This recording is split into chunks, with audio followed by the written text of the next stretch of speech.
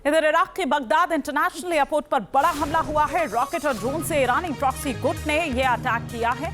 Iraqi air force का Antonov N-32B cargo विमान क्षतिग्रस्त हुआ है।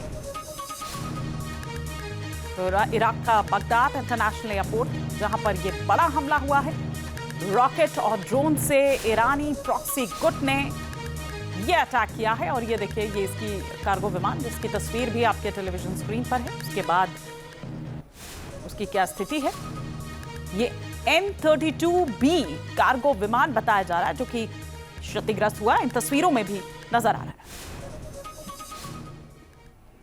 क्या सऊदी अरब के सब्र का बांध भी अब टूटने वाला है? एक तरफ सऊदी अरब में ईरान के हमले जारी हैं, तो दूसरी तरफ पाकिस्तान से मिला डिफेंस का धोखा भी सऊदी अरब को चौराहे पर लाकर खड़ा कर चुका है। क्या सऊदी अरब सीधे ईरान के खिलाफ जंग के मैदान में उतरेगा?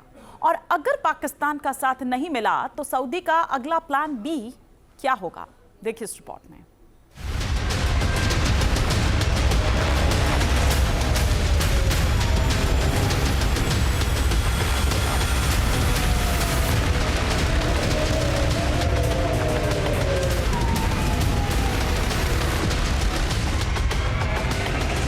ईरान का प्रहार, सऊदी अरब अब जंग के लिए तैयार।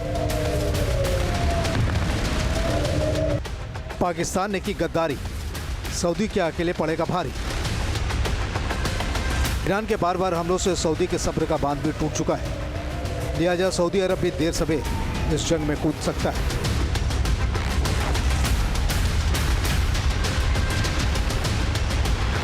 कई मीडिया रिपोर्ट्स में दावा किया गया है कि MBS यानी सऊदी क्राउन प्रिंस मोहम्मद बिन सलमान अब सेना को जंग में शामिल करने का ऑर्डर कभी भी दे सकते हैं।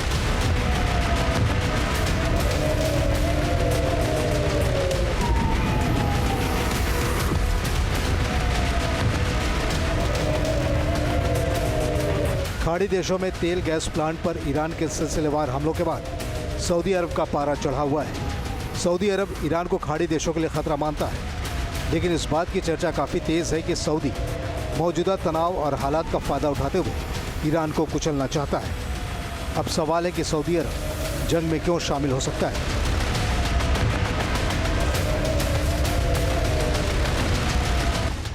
ईरान ने सऊदी अरब पर कई हमले किए। सऊदी के यनबुतेल रिफाइनरी को निशाना बनाया। ईरान ने तेल कंपनी अरामको पर भी ड्रोन हमले किए। सऊदी अरब के जंग में शामिल होने की एक वजह पावर बैलेंस भी बन सकती है। दरअसल सऊदी अरब और ईरान के बीच लंबे समय से वर्चस्व की लड़ाई चल रही है। सऊदी खुद को सुन्नी मुस्लिम दुनिया का नेता मानता है, जबकि ईरान शिया नेतृत्व का दावा करता है। दोनों देशों के बीच ये कंपटीशन सिर्फ राजनीति तक सीमित नहीं है, बल्कि बाहुबल पर भी है।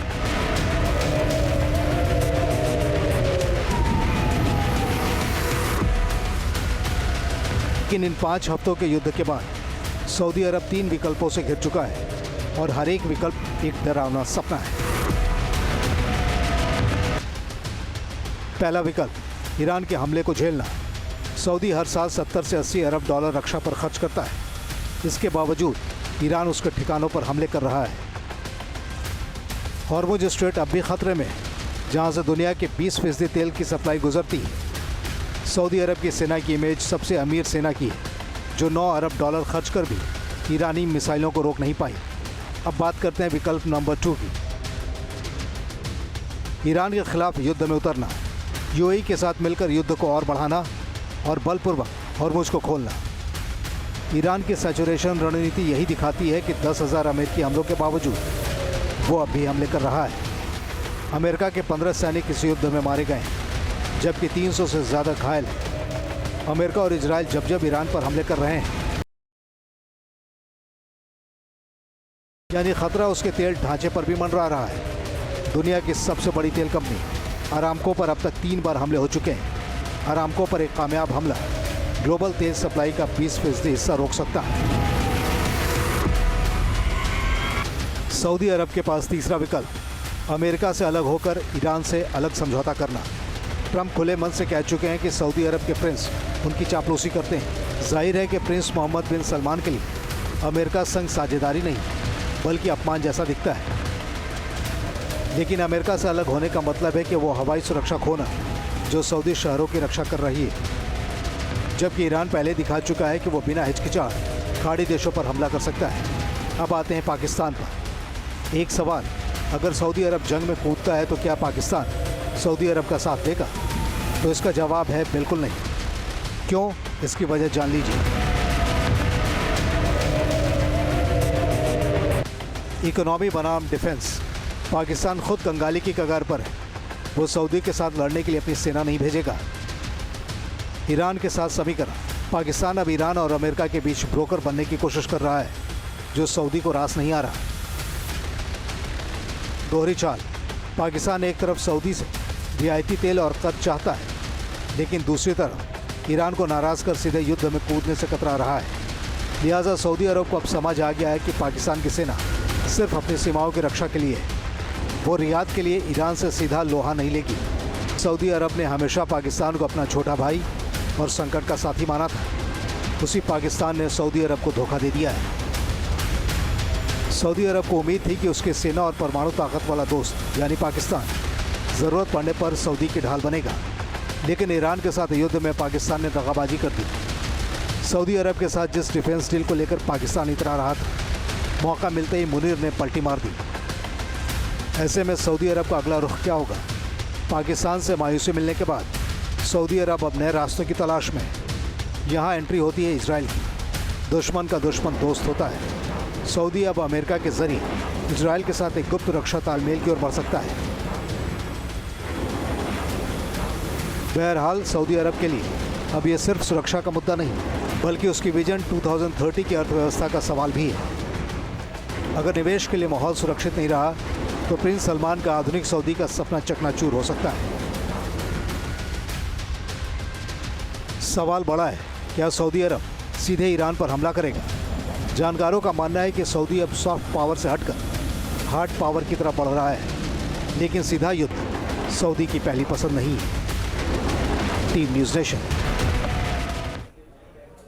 इधर हॉर्मुज़ स्ट्रेट को लेकर मीडिया रिपोर्ट के हवाले से एक बड़ी खबर सामने आ रही है। हॉर्मुज़ स्ट्रेट के लिए नए नियमों पर विचार कर रहा है ईरान।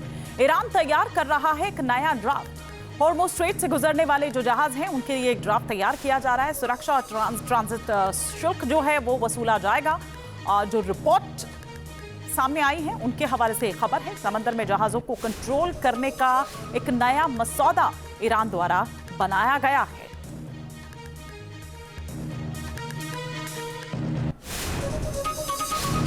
इस बीच ईरान की नौसेना का बड़ा दावा सामने आया है। हॉर्मुज़ स्ट्रेट पर ईरान का कब्जा है। ये नौसेना कमांडर कह रहे हैं ईरान के कंट्रोल में फारस की खाड़ी है। नौसेना कमांडर का ये बयान है। तो एक तरफ नया मसौदा तैयार किया जा रहा है, बल्कि काफी हद तक वो तैयार किया जा चुका है, और दूसरी तरफ जो नौसेना कमांडर है वो ये बता रहे हैं कि पूरा कंट्रोल है हॉर्मुज़ पर। कई पत्रकारों को ईरान ने हॉर्मुज़ का दौरा कराया है। हॉर्मुज़ में बीती रात ड्रोन हमले के बाद पत्रकारों का दौरा हुआ है। हॉर्मुज़ ब्लॉक के बीच वहां की सबसे ताजा तस्वीर जो आई है। हॉर्मुज़ विजिट करने वाले दल में ईरानी और विदेशी पत्रकार शामिल हैं।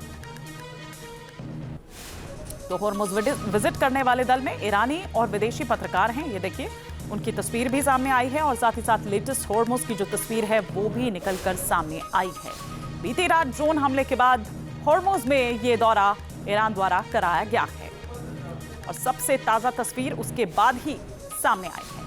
राहुल दबास हमारे सहयोगी इस वक्त हमारे साथ जुड़ चुके हैं। और राहुल, अगर हॉर्मुज़ पे ही बात करें, एक तरफ एक नया मसौदा जो है वो तैयार कर लिया गया है ईरान द्वारा, दूसरी तरफ उसको ये बार बार बताने की जरूरत क्यों है कि उसका कब्जा है हॉर्मुज़ पर?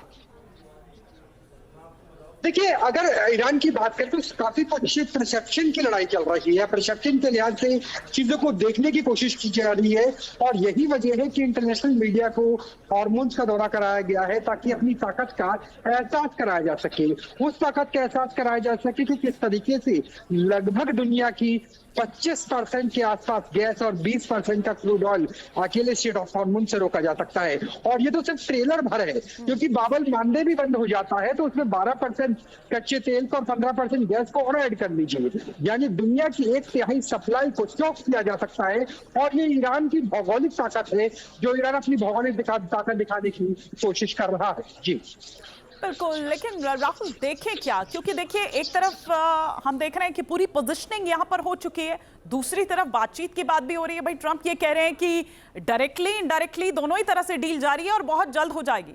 एग्जैक्टली करना क्या चाह रहे हैं ट्रंप, या ये ब्लफ है? डोनाल्ड ट्रंप की कोशिश है, देखिए डोनाल्ड ट्रंप की कोशिश है कि वो अपने मागा समर्थकों को, क्योंकि जब वो चुनाव लड़ रहे थे तो ये कहकर आए थे कि नो मोर वॉर, दुनिया भर में जाकर के अमेरिकन क्यों अपनी जान की बाजी लगाएं। लेकिन ये मागा तो तभी, सॉरी मैं आपको इंटरवीन कर रही हूँ राहुल, लेकिन ये मागा तो वहीं खारिज हो जाता है जब आप इजराइल के ट्रैप में आ जाते हैं और जब आप इजराइल की वजह से युद्ध में कूद जाते हैं।